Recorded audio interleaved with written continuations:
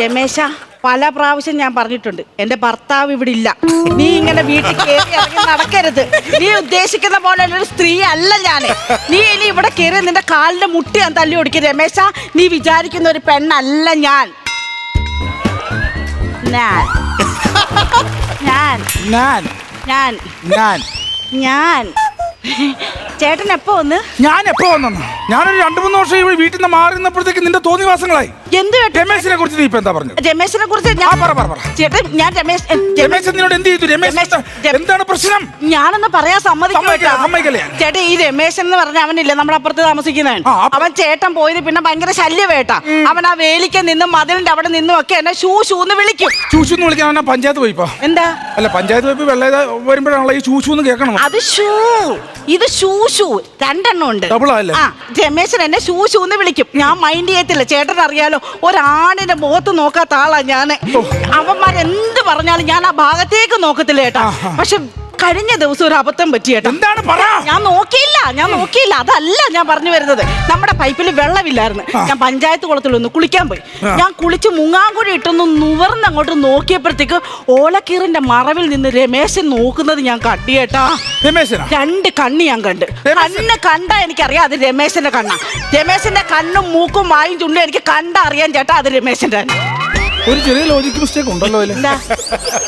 ആരുടെ മുഖത്ത് നോക്കിയിട്ടില്ലെന്നായിരുന്നു അത് പറഞ്ഞത്. അല്ല, അത് അങ്ങനല്ലേ ഏട്ടാ. രമേശൻ പണ്ട് പോലെ നമ്മളോട് കളിച്ചു വളർന്ന പയ്യനല്ലേ, അവനെ കണ്ടാ എനിക്കറിയാം. അപ്പൊ ഞാനില്ലാത്ത സമയത്ത് തോന്നിവാസം കാണിക്കുന്നു. എടാ രമേശ, വേണ്ട രമേശ, നിന്നെയാണോ വിളിച്ചത്? പട്ടിക്ക് പേര് രമേശിന് ഒരേ പേര്. എടാ പട്ടി, സോറി, ദയവ് ചെയ്ത് ബഹളം ഉണ്ടാക്കല്ലേ. ഞാൻ അവന് വെട്ടുന്നു.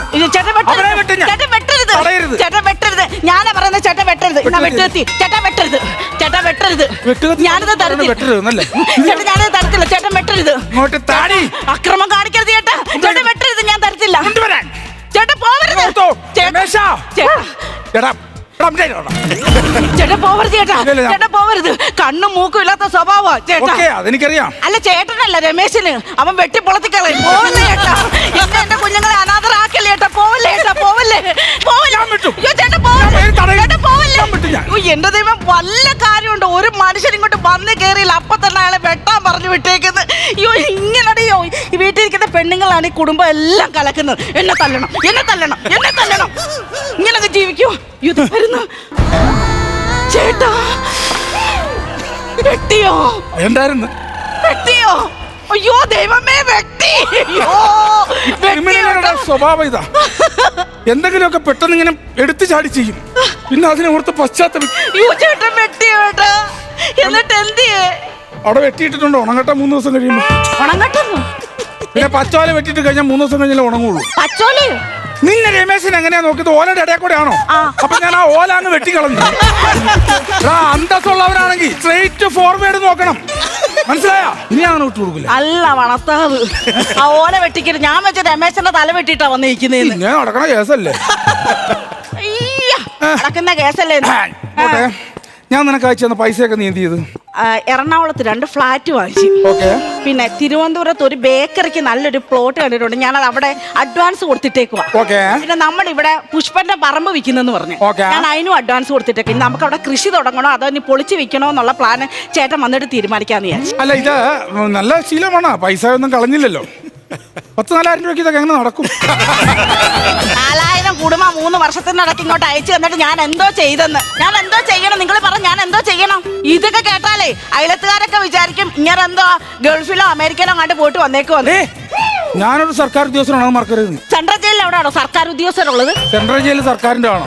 അപ്പൊ അവിടുത്തെ പണിക്കാർ ഞങ്ങൾ അവിടെ കിടക്കണവരൊക്കെ സർക്കാർ ഉദ്യോഗസ്ഥന്മാരല്ലേ? ജയിൽവാസി എങ്ങനെ സർക്കാർ ഉദ്യോഗസ്ഥനാവുന്നതാ ഞാൻ ചോദിച്ചത്. അങ്ങനെ ആകും. സർക്കാരിന്റെ എല്ലാ സർക്കാർ പ്രോപ്പർട്ടി എല്ലാം സർക്കാർ ഉദ്യോഗസ്ഥന്മാരാണ്. 3 വർഷം നിങ്ങൾ ജയിലിൽ പോയി കിടന്നിട്ട് വന്നാണോ? ഞാൻ ഈ കുടുംബം എങ്ങനെ പോറ്റെന്ന് നിങ്ങൾക്ക് അറിയാമോ? എങ്ങനെ പോറ്റെന്ന് പറഞ്ഞാൽ നീ ഒറ്റൊരുത്തിക്കാരനാണല്ലോ ഞാൻ ജയിലിൽ പോയത്. ഞാൻ എന്തോ ചെയ്തെന്ന് നിങ്ങൾ ഈ പറയുന്നേ? നമ്മുടെ വിവാഹ വാർഷികത്തിന് നീ എന്താ പറഞ്ഞത്? നിനക്ക് നെക്ലേസ് വേണോ? അതിപ്പോ ഏത് പെണ്ണായാലും വിവാഹ വാർഷികത്തിൽ വന്ന ഭർത്താവിന്റെ ഒരു നെക്ലസ് ഒരു സാരിയൊക്കെ ആരായാലും ഒന്ന് ആഗ്രഹിക്കും. അതുകൊണ്ട് തന്നപ്പോഴല്ലേ പോയത്. അതിപ്പോ നിങ്ങളെ 12 മണിയായിട്ട് അടച്ച ജൂലറി കുത്തി തുറന്ന് നെക്ലസ് എടുക്കാൻ ഞാൻ പറഞ്ഞായിരുന്നു നിങ്ങളോട്. എന്റെ അടിച്ചിട്ടിരിക്കണം നിനക്ക് അല്ലാണ്ട് മേടിച്ചു തരാനായിട്ട്. നിങ്ങൾ അങ്ങനെ അവിടെ പോയി കിടന്ന് ബിരിയാണിയും തിന്ന് മട്ടനും തിന്ന് ചിക്കനും തിന്ന് സുഖിച്ചങ്ങ് ജീവിച്ച് ചീർത്ത് വീർത്ത് വരുന്നു. ഞാനോ പോട്ടെ അങ്ങനെ ഞാനോ എന്റെ കുഞ്ഞുങ്ങളെ റേഷനറിയിൽ നിന്ന് പട്ടിണി കിടന്ന് ഇവിടെ ജീവിക്കുക. നിനക്കിപ്പോ എന്താ പ്രശ്നം? എനിക്ക് ബിരിയാണി തിന്നണം. ബിരിയാണി തിന്നാ മതിയോ? പൊറോട്ട കഴിക്കണോ? പൊറോട്ട വേണം. മട്ടൻ വേണം അല്ലേ? മട്ടൻ വേണം. ഇതാണ് പെണ്ണുങ്ങളുടെ ആഗ്രഹം സാധിച്ചു കൊടുക്കുക. അല്ലാണ്ട് ഇപ്പൊ എന്ത് ചെയ്യാൻ പറ്റും? നീ ഒരു കാര്യം ചെയ്യ്, ഞാനെടുത്ത ആ ജുവലറിൽ ഇനി ഇഷ്ടംപോലെ നെക്ലസ് ഇരിപ്പുണ്ട്. പറ്റുമെങ്കിൽ 2 എടുത്തോണ്ട് വാ. പിന്നെ അയ്യോ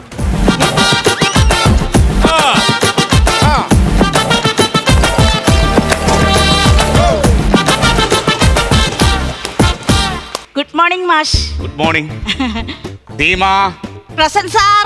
സിറ്റ് ഡൗൺ. നീ എന്താ കാണിച്ചേടി? ഇരിക്കാൻ. എന്നാ പിന്നെ 2 കോമഡിയും കൂടെ പറയാം. അപ്പൊ സ്റ്റാൻഡപ്പ് കോമഡി ആവുമല്ലോ. അതല്ല, ഞാൻ പണ്ട് സ്കൂളിലായിരുന്നല്ലോ, നിങ്ങളെ പഠിപ്പിച്ചിരുന്നല്ലേ ഞാൻ. അതുകൊണ്ട് അങ്ങനെ പറഞ്ഞ പഴയതൊന്നും ഉറപ്പിക്കരുത്. ഇപ്പൊ 6 വർഷമായി റിട്ടയർഡ് ആയിട്ട് ഞാനിപ്പോ വന്നതിനാന്നറിയോ? എന്തിനാ മാഷേ വന്നേ? നിന്റെ ഭർത്താവ് ഇവിടെ? അങ്ങനെ അകത്താ. പിന്നെ നാട്ടുകാർ പറഞ്ഞ് പുറത്താണെന്നാണല്ലോ. എന്റെ മാഷെ അങ്ങനെ ജയിലിനകത്തായിരുന്നു. ഇപ്പൊ വീടിനകത്തുണ്ട്. എനിക്ക് അവനെങ്കിലും പുറത്തോട്ട് വിളിക്ക്. എനിക്ക് അവനെ ഒന്ന് കാണണം, അവനോട് 2 സംസാരിക്കണം, അവനെ ഒന്ന് ഗുണദോഷിക്കണം. ഗുണം മാത്രമില്ല, ദോഷം എല്ലാം ഉണ്ട് മാഷെ. വിളിക്കവനെ. കണ്ട മാഷ വന്ന്. മാഷേ good morning. Good morning. Right hand, left hand. എത്ര കാണിക്കണം? അത് ശരി. അപ്പൊ നീ ഇതുവരെ ഞാൻ പഠിപ്പിച്ചൊന്നും മറന്നിട്ടില്ല നീ? പഠിപ്പിച്ചതെല്ലാം മറന്നെങ്കിൽ ഇതൊന്നും ഞാൻ മറന്നിട്ടില്ല. എങ്ങനെ മറക്കാതിരിക്കും? ഞാൻ പഠിപ്പിക്കുന്ന സമയത്ത് 2 പേർ കൂടെ പ്രേമം, ക്ലാസ് കട്ട് ചെയ്ത് പുറത്തു പോവുക, പ്രേമിച്ച് നടക്കുക, എന്നിട്ട് 2 പേരും കൂടെ കല്യാണം കഴിച്ച് ഇവിടെ ജീവിക്കുന്നു. ഇപ്പം എന്താ കുഴപ്പം? എന്താ കുഴപ്പമെന്നാ? എടാ, ഞാൻ പഠിപ്പിച്ചു വിട്ട ഒരൊറ്റ പിള്ളേര് പോലും തലതിരിഞ്ഞിട്ടില്ല. അപ്പൊ ഞങ്ങളോ? നിങ്ങൾ 2 എണ്ണേ തലതിരിഞ്ഞിട്ടുള്ളൂ. അതൊക്കെ ഇരിക്കട്ടെ. ജയിലിൽ നിന്ന് ഇപ്പൊ ഇങ്ങോട്ട് ഇറങ്ങി വന്നല്ലേ ഉള്ളൂ. ജയിലിൽ നിന്ന് വന്നേ ഉള്ളൂ. ഞാൻ അറിഞ്ഞു. എന്താ വിക്രമിന്റെ ഫ്യൂച്ചർ പ്ലാൻ? അത് പറ. അല്ല, ഇപ്പൊ എന്നാ ചെയ്യാനാന്ന്? ഇപ്പൊ നമ്മള് ജയിലിൽ പോയി 3 വർഷം കിടന്നുകൊണ്ട് ഇനി നാട്ടുകാരും ജോലിക്ക് നിർത്തുമെന്ന് അറിഞ്ഞൂടാ. ഈ നാട് വിട്ട് പോണോ? എന്നാലേ ജീവിക്കാൻ പറ്റും. അല്ലാതെ ഇവിടുന്ന് ആരും ഒരു തൊഴിലും തരാൻ പോകുന്നില്ല നിങ്ങൾക്ക്. ആര് പറഞ്ഞു? അത് കുഴപ്പമില്ല, ഞാൻ അവനെ ഗുണദോഷിച്ച് ഉപദേശിച്ച് നേരെയാക്കാം. ഒന്ന് പറ മാഷെ, എങ്ങനെങ്കിലും ഒന്ന് നേരെ ആക്കും മാഷേ. ഇവനെ കുറിച്ച് ഞാൻ കേട്ടതെന്നറിയ, ഇവനെ കുറിച്ച് കേട്ട് കഴിഞ്ഞപ്പോ എന്റെ തൊലിയേഴ് ഉരിഞ്ഞു പോട്ടാൻ ഇവിടെ വന്ന് നിൽക്കുന്നത്. അതെന്തിയേ ഉരിഞ്ഞ തൊലി? എന്തിനത്? ഇങ്ങോട്ട് പറയില്ലടാ. വേണ്ട മാഷെ. വിക്രമ, അക്രമം കാണിക്കരുത്. ഇങ്ങോട്ട് പറയില്ലേ? അല്ല, പഠിപ്പിച്ചിരുന്ന കാലത്ത് ഓക്കെയാണ്. അതും ഓക്കെ, ഇപ്പോഴും ഓക്കെ. നീ പറയില്ല ഇങ്ങോട്ട്. ആ കുങ്കും കൊണ്ട് ഇങ്ങോട്ട് വരാതിരിക്കണം. അല്ലേ നീ ഒരു അധ്യാപനോട് സംസാരിക്കുന്ന ആലോചിച്ചോണം നീ. പക്ഷേ അങ്ങേര് ഇപ്പൊ ഭയങ്കര പിഴയാ. അങ്ങേർക്ക് എന്തെങ്കിലും ദേഷ്യം വന്നു കഴിഞ്ഞാ വെട്ടുകത്തി ഇട്ട് വെട്ടിക്കളയും. പിന്നെ സത്യമായിട്ടും മാഷെ അത് മാറ്റും മാഷേ. മാറുവച്ച ഇങ്ങോട്ട് മാറിക്കടാ. മാഷെ ഏതായാലും തെറ്റ് പറ്റിപ്പോയി സംഭവിച്ചാൽ ഞാൻ ക്ഷമിച്ച് ഞാൻ എങ്ങനെ അഡ്ജസ്റ്റ് മുന്നോട്ട് പോകണം. നീ ഇങ്ങനെ നടന്നിട്ട് കാര്യമില്ല. നീ മര്യാദ ഞാൻ പറയുന്നത് കേട്ടോണ്ട് ജീവിക്കണം നീ. മാഷ ഒന്ന് അടങ്ങ്. അങ്ങേറെ മേല് നൊന്ത് കഴിഞ്ഞാൽ അങ്ങക്ക് പ്രാന്തിളക്കും മാഷെ. അല്ല അടിക്കല്ലേ മാഷെ,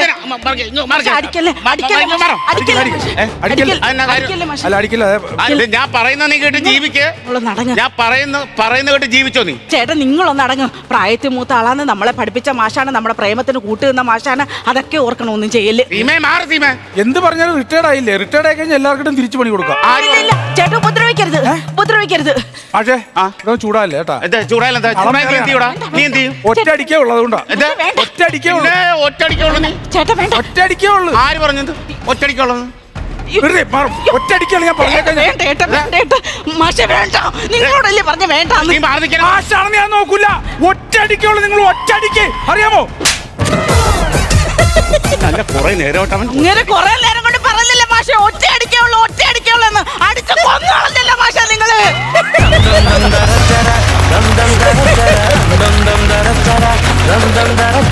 ഫ്ലവേഴ്സ് സ്മാർട്ട് ഷോ ശനി ഞായർ ദിവസങ്ങളിൽ രാത്രി 9:30 ഫ്ലവേഴ്സിൽ.